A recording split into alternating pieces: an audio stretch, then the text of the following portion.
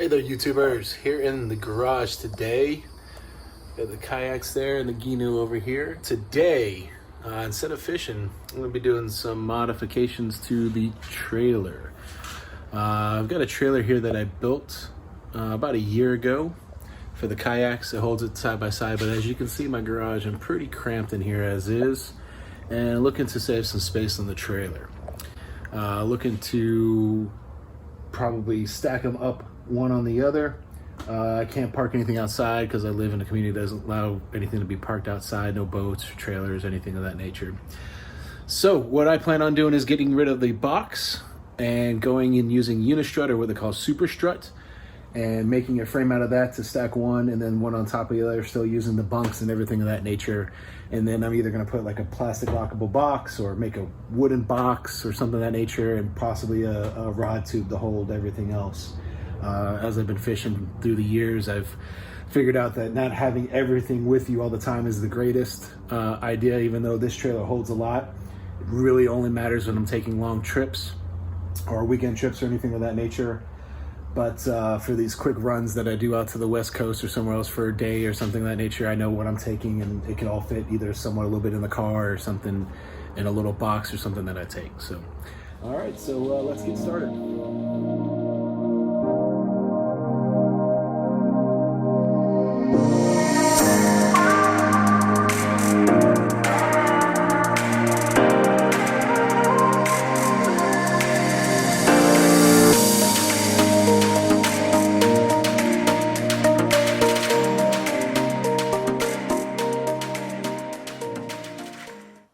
Was kind of expensive, so I ain't getting rid of that just yet.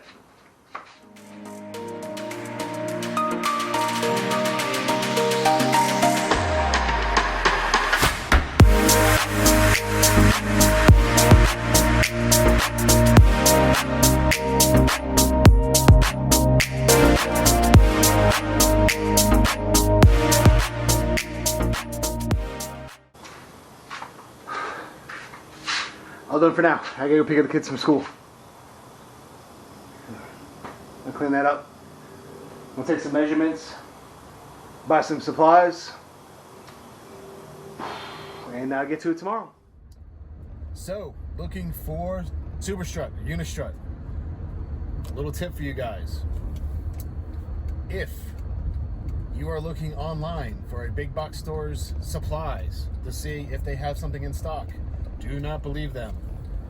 I have made a trip to 2 Lowe's in town and 1 Home Depot in town. All 3 said that they had plenty of superstrut in stock. Went there, 0. No superstrut, no shallow, no deep, nothing. So I called up a local electrical supply company and they got plenty in stock. So I'm heading over there to get it. It's a little tip for you guys. All right, back in the garage. I ended up finding everything I needed. Went to a couple different stores. Went to a electrical supply house to get the Unistrut. I ended up spending a lot of money there. I mean, I was gonna spend a lot of money anyways. This stuff's really expensive, almost about $30 per stick, and I got 6 sticks. But these were kind of expensive for all these. I got the L brackets, spring nuts. I got boxes of bolts from a local hardware store. I needed about 30 or 40 nuts and bolts, so it was only like an extra $3 or $4 to get a whole box. I might as well get a whole box and just, you know, save time. And I'm sure I probably could have gotten these spring nuts and L brackets cheaper at a box store, but again, they were starting to be limited on what they had. So I think I just saved some basically headache by just getting it there, even though I probably paid a little bit more. Probably looking at about $330, $340 for all of this, minus any tools that you might have to get. But this should be all you need. I've already had the PVC already cut for the bunks. I already had some extra bolts and nuts for the bunks. So that should be all I need. The only thing you would actually have to add other than that is some eyelets, which I already have. So you're probably looking at probably got $350 to $75 total, plus the cost of the trailer. I got this trailer for $250 used. The only thing I've had to do is put a hub on it so far, so it's been good so far. All right, let's get to building.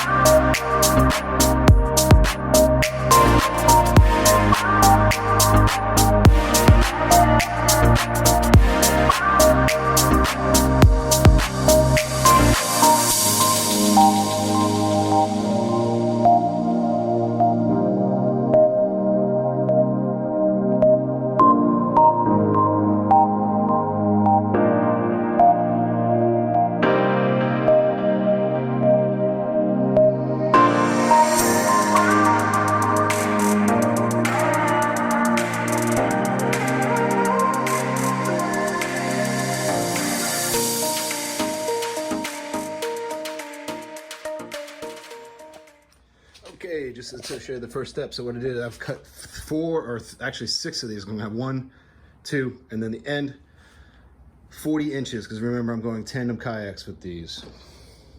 I'm gonna be 16 inches up here, and then 2 feet up to the top, and then I'm able to mount 1 more kayak to the top. So I had 2 pieces of 10 foot, 40 inches a piece. That's 6 pieces and only 2 sticks. Cut those to 40 inches a piece. Take the L bracket, I marked it, drilled 2 holes, bolted that in place, and I'm about to add 1 more bolt right here just to snug it up. And then I'm going to get my 4 corners lined up, and then we'll get the middle corners lined up after that, and then start making the actual frame across the top, and then middle bars going across. All right, so far so good.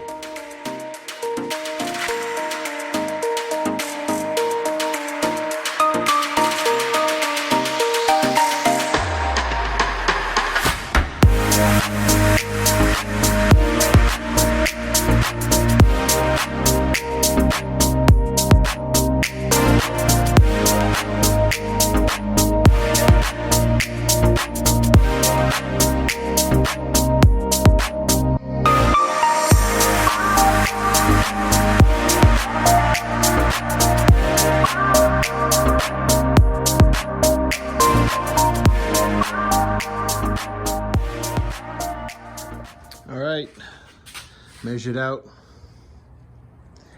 got my middle pieces in, so we got the 4 corners and the middle struts to go across. Now what we need to do is I just cut 1 10-foot stick in half to get 2 5-foot pieces across, because the whole box is 5 feet long.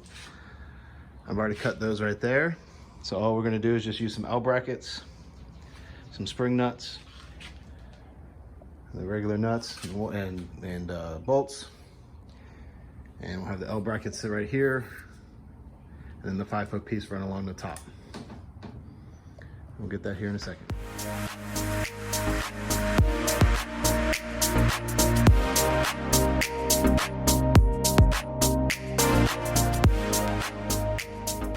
All right, real quick, I made a mistake. So I cut these at 40 inches, so I can get 3 per stick. And I cut the middle one to 40 inches, but I would want to set it flush with the end here. In order to do that, this one has to be a little bit shorter, so I had to take these back off and cut 3/4 of an inch off. So if you're gonna do it the exact same way that I do, just realize if you got this middle one coming across, it's gotta be minus the thickness of your Unistrut in the middle so it mounts flush. Obviously you don't have to do it this way, but just showing you the mistake that I made along the way.